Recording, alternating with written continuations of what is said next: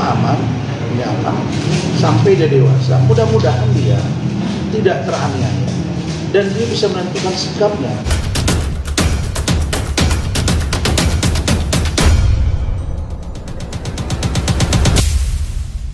Kondisi Laura sendiri seperti apa sih Mas saat ini?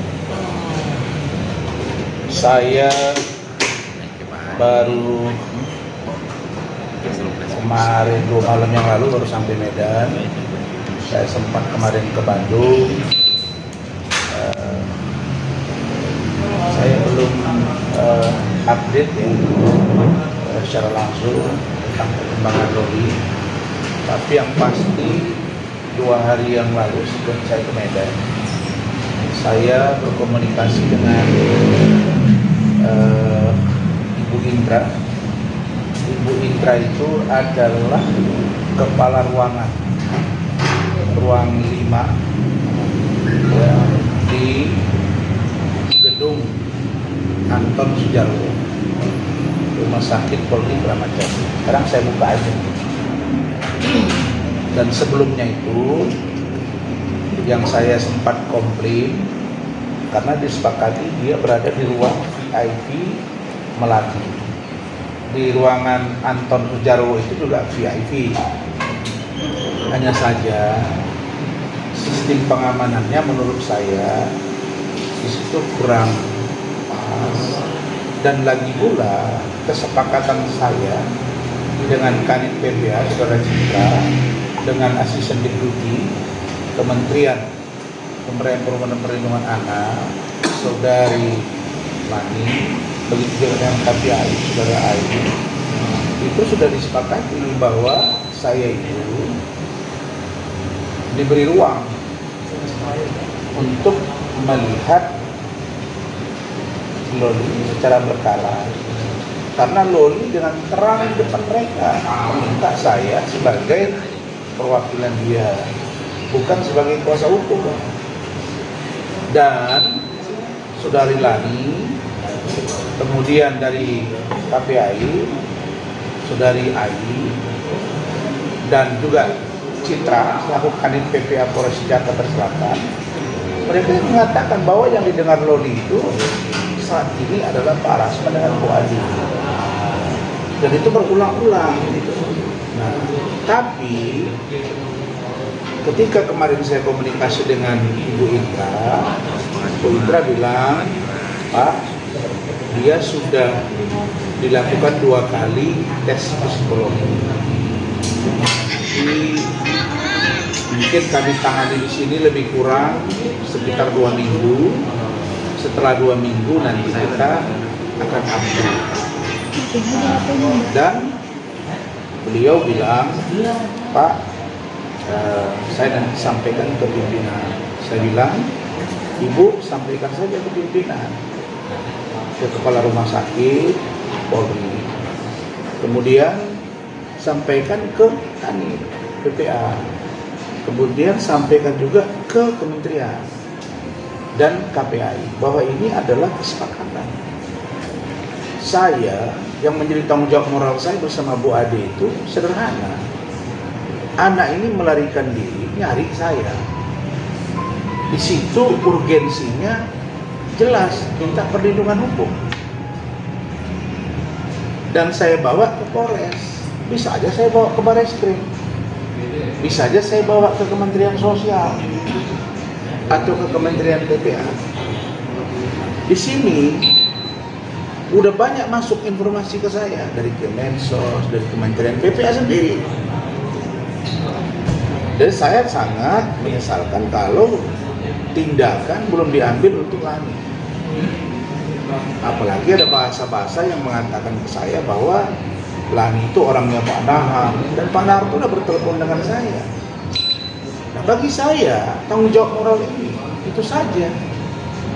Saya sudah beritahu Rahmat, managing partner saya, untuk kita bersurat. Kita akan bersurat ke Kementerian Sosial, ke Komnas HAM, karena ada juga kaitan di sana, ke Ombudsman, ke Kementerian Sosial. dan Kemen PPA sendiri serta KPAI. Nah, saya melihat bahwa ada kesepakatan untuk bersama-sama menjaga Loli sampai dengan dia dewasa 4 bulan ke depan. Tapi kok anak ini seperti disembunyikan dari saya gitu. Ya kan? Saya kaget gitu. Ada apa sih dengan anak ini? Kan sudah secara terang dilihat, secara telanjang. Loli itu ngomong, kalian wawancarai. Dia udah ngomong, gua kabur dari sana nggak kuat, saya disatuin dengan ODGJ, saya disamain dengan bergabung dengan orang pengidap HIV, dengan orang open BO. Kira-kira, saya kira apa yang dia sampaikan itu udah sebuah ungkapan, bukan malah diperiksa, dicek bagaimana keberadaan safe house itu, bukan malah ditindaklanjuti. Jadi ini Ibu Menteri, Kementerian PPA, kalau Ibu bisa panggil lah. Di situ kan ada pejabat-pejabat lain. Saya dapat info, Ibu jangan kejebak. Lani itu orangnya Pak Nahar. Jangan ada sampai dugaan kita ada melindungi. Harusnya evaluasi berbenah dan seluruh mata harus melihat ini, termasuk Komisi 3 DPR RI yang terkait dengan hukum yang sampai hari ini belum ada kepastian, sehingga gaduh begini. Ini kan di dalam proses hukum ini, makanya bisa dibawa ini ke PPA lah, unit PPA ke Polres. Sementara ini sudah masuk bulan ke-5, saya desak Pak Kapolres cepat. Kalau ini sudah harus case close, tutup kasus ini harus SP3. Dan kita juga akan berkirim surat. Kalau enggak, dia akan begini terus. Kalau mereka akan sembunyikan Loli dibuat lagi ke sana, nanti juga dia akan teriak Loli. Dan saya hanya, maaf ya, begitu saya nanti sampaikan sikap kami, saya sudah kemarin berdiskusi juga di Medan dengan keluarga. Kemudian kita akan datangi Komnas HAM, Menteri HAM, ya beda ya, Komnas HAM, Menteri HAM, KPAI, kemudian Ombudsman, ya setelah itu terserah mereka. Kan saya nggak bisa paksa juga. Cuma kalau terjadi apa-apa dengan anak ini, dengan Loli ini, ya mereka harus bertanggung jawab. Karena Loli sudah bilang bahwa dia tidak punya keluarga. Tapi yang saya lihat justru NM ngomong, katanya budenya gitu. Saya nggak pernah dengar ada budenya. Bude yang mana? Jadi ini masih dilihat dari satu sisi gitu. Jadi kalau besok misalnya ada orang membiarkan anaknya, kemudian muncul kata-kata yang membuat mata semua terkaget-kaget. Seorang ibu mengatakan anaknya hamil, aborsi dan lain sebagainya, masih tetap dilihat sebagai ibu yang baik. Saya kira bahaya itu. Saya kira sangat tidak ideal. Ya, kalau saya sama keluarga, bagi kami Loli, ya dia mau ikut saya boleh, juga ikut saya boleh. Yang penting bagi saya dia aman dan baik. Itu saja. Dan saya yakin anak ini kalau dia sudah dewasa, dia pasti akan menentukan jalannya. Dan insya Allah dia pasti akan bertemu dengan saya. Dan kalau ini nanti tidak juga sesuai dengan harapan dia pasti akan bereaksi. Tapi kalau mereka memang bisa membuat dia nyaman, ya alhamdulillah. Tapi saya kira saya belum lihat itu di mana tempatnya, seperti apa, dan kalau dipindahkan bagaimana. Tapi itu tadi, jangan Anda berbohong. Lani, Ai, itu ada loh Pak Lecumanan, ada saya, ada istri. Orang dibujuk kok mereka bilang tolong bujuk Pak Rasman supaya Loli mau. Saya sudah bujuk. Terus sudah bujuk ini tuh, udah apa kok kayak diumpetin gitu. Udah belum cukup ya, safe house itu belum cukup. Cerita Loli tentang safe house itu belum cukup ya buat kalian semua. Terutama kau Lani. Apa citra Kadin PPA belum cukup? Apa belum Anda lihat tangisan dia? Apa saya sampai berkelahi dengan Nikita Mirzani, dipukul sampai berdarah? Apa belum cukup? Sebagai koreksi. Ya kalau begini caranya, ya saya minta Kasat Reskrim, Pak Kapolres, itu citra itu juga diproses. Tapi surat kami akan masuk. Saya akan bergerak sampai ke Mabes Polri. Persoalan ini ya, Komnas HAM, Mabes Polri, Kadif Propam, kemudian Menteri HAM, kemudian Kementerian Sosial.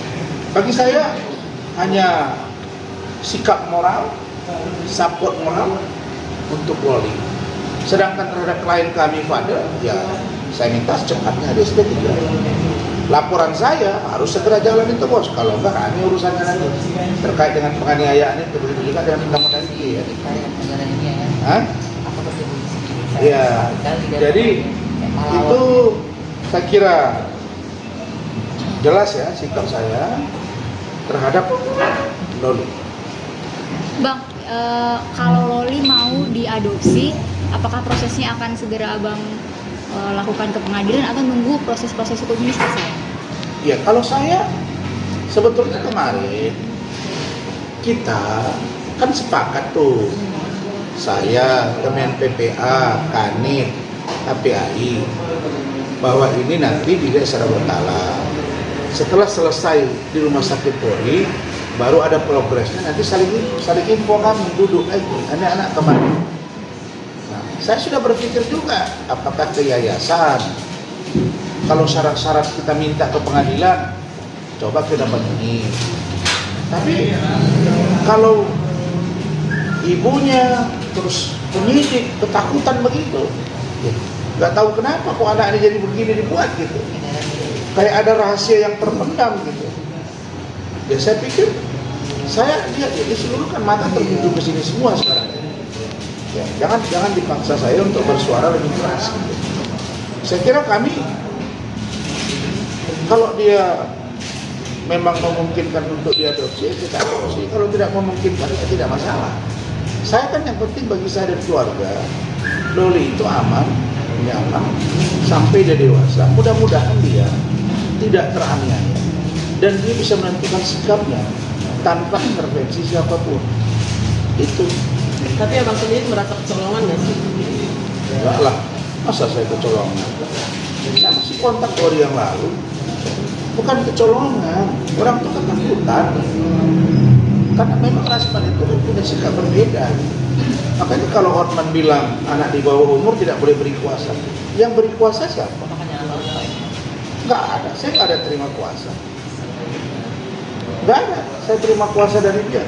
Saya perwakilan diri dia yang dia sampaikan kepada KPAI, Kemen PPA, penyidik. Dan ada rekamannya juga. Terus apa lagi? Ya kalau mereka anggap sudah datang ke saya terus saya serahkan ke polisi, terus polisi bertanggung jawab, ya mau. Besok kalau ada masalah jangan salahkan saya. Itu saja. Kak, tapi ketika ada wacana adopsi Loli, mungkin ada respon nggak dari anak-anak di rumah tentang hal itu? Oh iya, responnya positif aja sih, karena kan sebelum malam itu kan anak saya ketemu dengan Loli, jadi mereka cepat dekat dengan Loli. Loli juga sangat andai jadi apa ya, Loli jadi kakak, seorang kakak itu dia sangat bisa memerankan jadi dia cepat dekat dengan anak saya. Tapi kasus ini berpengaruh nggak sih Kak ke anak-anak juga mungkin ke mereka? Sih paling mereka cuma hanya bisa mendoakan Loli, cuma bisa mengingatkan kami hati-hati karena kan kita tahu ibunya problematik sangat gitu kan. Contohnya kemarin itu kan kita bantu anaknya, malah kita dilaporin gitu kan. Padahal anaknya harusnya berterima kasih dengan kita karena anaknya ini kan sebelumnya kan bergabung dengan orang ODGJ dengan penyakit HIV karena begitu ketemu Bang Rasman tadi tempatkannya sangat layak loh gitu loh. Ya, kalau saya katakan itu kalau kelas waktu udah setrum gitu loh. Terus ada apa kalau sampai sidiknya ngomong ini besok nih Rasman mana tantrum kenapa? Tantrum kan buat apa tantrum? Mana kita sebagai di sini membantu Loli gitu. Bukan kita datang ada, ambil, tunjukin aja. videonya. Tapi di blur ya, ruangannya itu enggak ruangan, video ruangan. Anton Sujarwo. Yang waktu datang itu Mas. Itu. Jadi gini, kita semua kan tahu sebelum yang dengan si Fadel ini kan mereka ada masalah kan. Kenapa? Karena si ibunya ini kan marah katanya sama, ini cerita si Loli ya. Marah kenapa si Loli ini nggak membantu ibunya untuk menjelekkan si Antonio, kan dari situ awal pertengkaran mereka, bukan gara-gara si Fadel. Nah begitu anak ini pulang ke Indonesia 4 kali berturut-turut ya, ibunya nggak bukan pintu 5 kali ya, nggak bukan pintu. Jadi seolah-olah ibunya ini membenarkan bahwa lu bodoh keluar dari kakak, lu udah memang gue bawa jadi anak kan gitu. Jadi si anak kan merasa, oh bener nih ternyata aku dibuang nih kan gitu. Nah begitu anak ini sendiri mencari kehidupannya sendiri yang sama sekali tidak dikaya ibunya, tiba-tiba digerogoti lagi dengan ibunya gitu loh. Nah, dan dibuka aibnya, bilang hamil lah, aborsi lah, segala macam kan. Padahal itu kan belum tentu yang dilakukan oleh anak sendiri gitu ya. Ini kan anak remaja, bukan anaknya udah tua atau dewasa bagaimana. Dan pada malam itu waktu di Polres kan, Barsman ngomong kok sama si duduk itu di istimewa lihat, pas lo ngomong baik loh, Nikmir lu nggak ketemu sama anak lu tuh dalam, lu nggak rindu untuk anak lu, udah samperin tuh, kata Barsman gitu, ada ngamuk-ngamuk, kok tangan kamu sendiri kayak kesurupan gitu loh, aneh kan. Terus dia bilang lagi nggak, saya dengar ya katanya nggak dikasih masuk gitu kan. Nah pengacara juga masuk ke dalam dan kita juga ngomong, terus paham itu, Pak Fahmi itu sini kita nggak rindu sama anaknya nih, kita ketemu, kalau nggak pengen ketemu sama anaknya, kita ngomong ke sini gitu, mau nggak disampaikan gitu. Terus ada apa ini? Kita kok jadi dramanya seperti ini gitu. Kalau saya bilang saya, kalau enggak ya jujur gitu. Kalau memang si Nick mau buang anaknya kita terima kok. Kalau dia mau buang anaknya ya gitu. Bang, mungkin boleh sedikit bang untuk Ibu satu. ya mungkin kemarin dia sudah mengikhlaskan juga lagi. Nah, kita kan tahu sendiri kan, tadi ngomong tadi ngomongin harusnya ya pada malam si Loli kabur itu.